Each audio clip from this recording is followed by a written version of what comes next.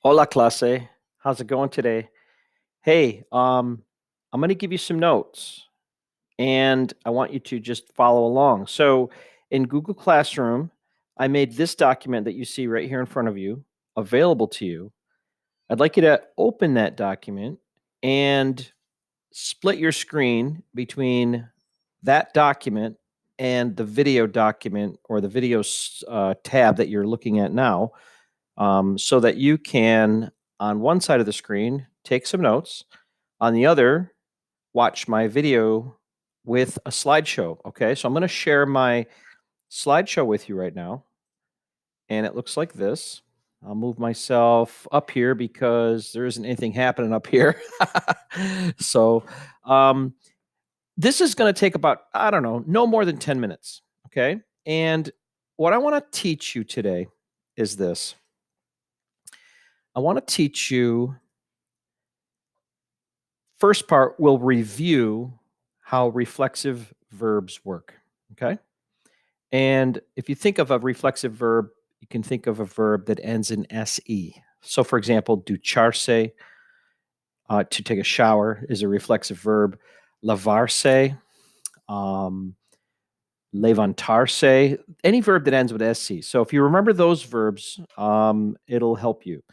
And we'll review some vocab, but really I just as I teach these last few lessons in the year, it's in an effort to kind of give you the most important pieces that you need so that when you come back to me in the fall, um, you've at least gotten some, building blocks. Okay. So, all right. So we're going to review that. We're going to review how reflexive verbs work. We're also going to talk about reflexive verb pronouns, word order, and how to use reflexive verbs in the infinitive form. That's what we're doing today. The next time we get together, well, we're actually not together. We're just video communicating with each other. But during the next lesson, I want to do this last thing, which is how to use reflexive verbs in a compound construction. Sounds scary. It's not that scary. Okay, let's do this first. What is a reflexive verb? Well, I think you have space for three things. Do you remember what they are? Here they are. Any verb that ends with se is a reflexive verb. Okay, so type that into that first line. Any verb that any verb that ends with se is a reflexive verb. So that's a definition. Here's another way to think about what the definition of what a reflexive verb is. A verb whose action reflects back upon the subject. The subject is the person doing the action. So if I do an action to myself, the action of that verb reflects back on me. And that's why it's called a reflexive verb. So that's one other way of thinking about it. So if I wash something, it's not reflexive. I wash a car, it's not reflexive. But if I wash myself or I wash my face, it is reflexive because I'm doing an action to myself. Okay, and the third way to think about what a reflexive verb is, this is the grammar version. Okay, this is the grammar rule version of what a reflexive verb is. A reflexive verb is a verb whose direct object is also the subject. You're like, whoa, what does that mean? Okay, what that means is when I do an action to something, the action I'm doing, I'm going to do it to something, and that something is the direct object. If that direct object is the person doing it, then that's a reflexive verb. But we just said that in number 2. We said that a person does something to themselves. Okay, so that's the definition. All right.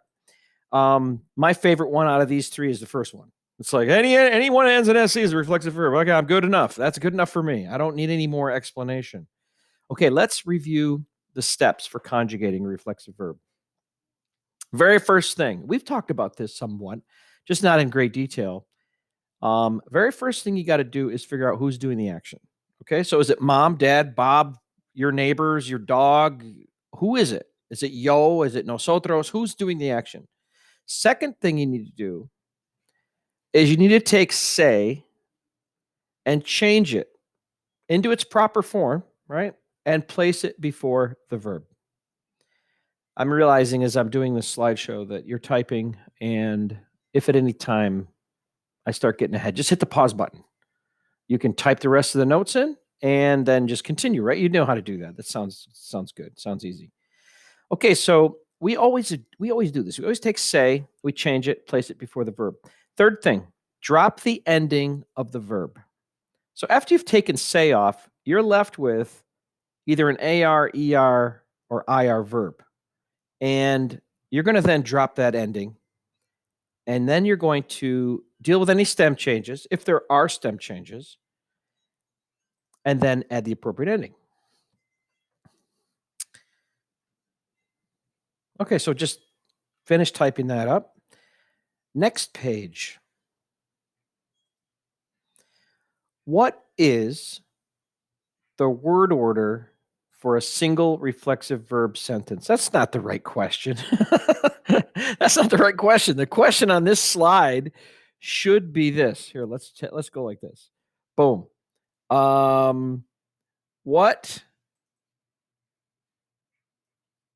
are the reflexive verb pronouns?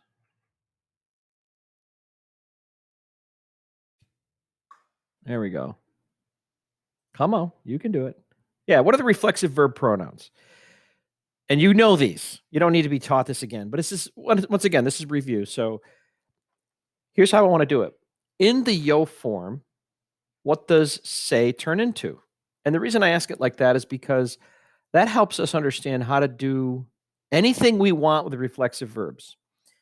Okay, so in the yo form, what does say turn into? Turns into may.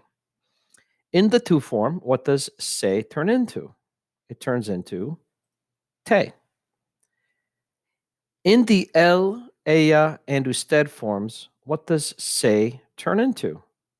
It turns into say. In other words, it remains say. In the nosotros form of the verb, what does the reflexive verb pronoun say turn into? Well, it turns into nos. In the vosotros form, and I'm doing this repetitively, I'm trying to help you remember how to think about reflexive verbs. That's why I'm saying these things over and over again. The question is, in the vosotros form, what does the say pronoun turn into? Os. And in the ellos, ellas, ustedes forms, what does the say pronoun do? It remains say. Okay, so what do these pronouns really mean? Well, here's what they mean. Yo is going to do the action to myself. In other words, I am going to do an action to myself. That's a reflexive verb. Tu is going to do an action to yourself. So you are going to do an action to yourself. So te means yourself. Me means myself. El, ella, and usted is going to do an action to himself, to herself, or to yourself. We are going to do an action to ourselves, and so on and so forth. Okay, so that is really what we mean when we say me, te, se, nos, os, se. Those are reflexive verb pronouns. Okay, next part. What is the word order for reflexive verb construction when there's only one reflexive verb in the sentence? It's very important that you understand that we're talking about word order, and it's only one verb that we're talking about. So if I said, I wake up is a verb in Spanish, and it's only one verb. And what is the word order in that sentence? That's what we're dealing with here. So here's the word order.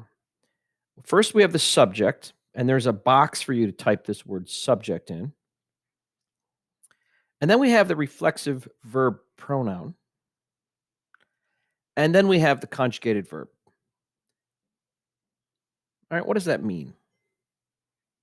All right, subject, reflexive verb pronoun, conjugated verb. Who is the subject? Well, it's the person doing the action. And what's the reflexive verb pronoun? Well, it's me, te, se, nos, os, se. These are the subjects. Yo, tú, él, ella, usted, Bob, your mom, your dog, nosotros, vosotros, ellos, ellas, ustedes, your friends, your coworkers, all the people in the world. And then the me, te, se, nos, os, se are the reflexive verb pronouns. The third thing is the conjugated verb. And what's the conjugated verb? It's the AR, ER, or IR verb in its conjugated form, whether it's present, past, future, whatever it is. Okay, let me give you an example. Bob wakes up. We have a subject, Bob. We have a verb, wakes up. Now, in English, we could say Bob wakes himself up, but that sounds goofy. Nobody talks like that. We know that Bob is waking himself up when he wakes up. He's not waking up somebody else when he wakes up. He's waking up himself. He's waking himself up, even if it's something that just happens involuntary. It's not like an action he's doing, it just happens. But in Spanish, it is a reflexive verb. It's the verb despertarse. Okay, so let's put the subject first. Bob. And in the Bob form, what does say turn into? Because now we're conjugating, right? Number one is determine the subject. Number two is deal with say. We're going to deal with say. Here we go. And the third is we're going to drop the ending and they're going to add the appropriate ending. Here we go. We'll just do it in one step. We're going to say despierta. Despertarse is a stem changer. It's an E to I stem changer. And because it's in the L form, it ends with A. Okay, so Bob say despierta. That is the word order. Okay, so far what we've done is we've just reviewed what it is, what a reflexive verb is, what the pronouns are, and now we talked about word order. Now is the core of what we're talking about. Okay, so we're dealing with what to do when a reflexive verb is in its infinitive form. Let me ask you this. Is this a reflexive verb in its infinitive form? No, it is not. It is conjugated. Did you know that you can use a reflexive verb in its infinitive? Okay, when I say infinitive, I mean despertarse. It is not conjugated, and se is still attached to the end of that verb. So we're going to learn how to do that right now. Okay, so after words like al, después de, para, antes de, I, que, and por, and there are some other phrases too in Spanish, but these are like some big ones that you need to know. After these phrases, you're going to use any verb that you use will be in its infinitive form. But if you're using a reflexive verb, it's also in its infinitive form. This is a rule. So let me just repeat this one more time. After you use the word al, después de, para, antes de, I que, and por, if you put a verb after it, they're always going to be in the infinitive. Always. Always, always, always. All right, let's see what that looks like.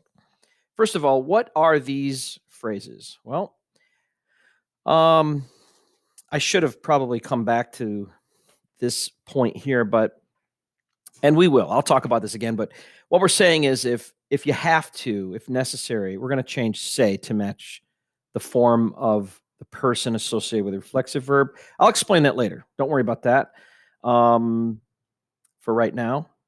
But what we're saying is that after these phrases, use the infinitive. Okay, so let's translate these. Al means upon. Okay, what does that mean? Upon doing something. It's kind of like saying when. And I think that we probably don't say upon too much in English, but you might read it in literature. But upon means when something's happening. Después de, we all know that that means after. Para, yeah, I know it means for, but it really does mean in order to. If you put a verb after para, it means in order to. So, in order to get clean, you have to take a shower, right? In order to reduce hunger in the world, we need to feed people. And that's what we mean when we say in order to. IK is a phrase that means one must. It's like saying you have to, but the you have to is not you personally. It is anyone who we're talking about in this next sentence has to. So it would be like saying something like, the COVID-19 is in the world. You got to stay calm, people. You got to stay calm. You have to stay calm. I'm not saying you have to stay calm. I'm saying that whoever's hearing my voice has to stay calm. One must stay calm. Okay, it's kind of impersonal, and we're not talking to a specific person. All right, enough of that. Antes de means before, and por means because of, if it's used with a verb. Okay, you got those typed in to your boxes. I hope those boxes all line up and everything's nice. All right, next part. Here are some translations. Upon waking up, do you feel tired? Let's do a couple of these, and then I'll give you a couple of them to do for homework. Listen, don't be a loser, okay? Don't be a cheater. Don't be a liar. Don't be a scumbag. Don't use a translator, okay? You realize that when you use a translator, I can see it right there on the screen. It like says translator. You don't believe me? You're not using Google Classroom on the teacher side. I know when you're using a translator. Okay? Don't do it. All right. So, what's the verb to wake up? The verb to wake up is despertarse. So, upon waking up, upon is al. The verb is despertarse. And then we have a question. Do you feel tired? Let's back up for a second. This rule here, make sure that you change, if necessary, the reflexive verb pronoun say to match the proper form of the person associated with the reflexive verb. What do we mean by that? Well, what we mean by that is this. Oopsie. What we mean is, it's like, whoa, it's like getting ahead of me and I can't control it. What it means is, who are we talking to? Who are we talking about here? Who's waking up? You are. If it's the to form, even though we're going to use the verb despertarse in the infinitive, we're still going to maybe need to change the say into the proper form. Now, we said in the to form, when to is doing the verb, say turns into te, right? And this works even in the infinitive. So here's what we're going to say. Al is upon, and despertarse is the verb, but we're going to change the say to a te. And this is all one word. Just like despertarse is one word, despertarte is one word as well. Then we have a comma, and then we have a question mark upside down. And then we have this question, do you feel tired? Well, this is another reflexive verb, but it's conjugated. Te sientes is the verb sentirse in the to form. And that matches this te here because we're talking to the to form person when we ask this question. That's how we know, because we have te here. So, al despertarte, te sientes cansado. If I was talking to a girl, it'd be te sientes cansada. Okay, now this is informal. This is the to form. What would it look like if we did this in the usted form? Upon waking up, do you, usted, feel tired? Looks like this. Al despertarse, se siente cansado. We've changed three things from this sentence. We've said, al despertarse, the se remains se because we're talking to usted. We have se here because we've conjugated the verb sentirse. Did I say sentarse? I meant to say sentirse. Sorry if I've said sentarse. The verb is sentirse. With a se, we change that to, well, we put this before the verb. We say se, and then it's a stem changer. Sentirse, E to IE, and the ending for an IR verb, sentir, is E in the usted form, and then we have cansado. Okay, and you're like, I'm tired of this lesson already. Yeah. Al despertarse se siente cansado, or al despertarte te sientes cansado. Hey, let's do one more together, then I'll let you do the other three. After getting up, do you always take a shower? All right, so we have this after phrase, which is después de. The verb to get up is levantarse. And then we have a question: do you always take a shower? Well, let's say this: después de plus an infinitive verb, but we've changed se to te because we're talking to tú. And in the tú form, if tú is associated with this reflexive verb pronoun, we're going to change se to te. And then we're going to ask a question. And yeah, we put the question mark here because this is really the beginning of the question. And the question is, do you always? And I think that siempre should come first because it sounds better. And then we take the se off from the verb ducharse. We turn it into te. We put it at the beginning of before the verb, te. And then we conjugate duchar. We drop the AR and we add AS in the tú form, te duchas. All right, so después de levantarte, siempre te duchas.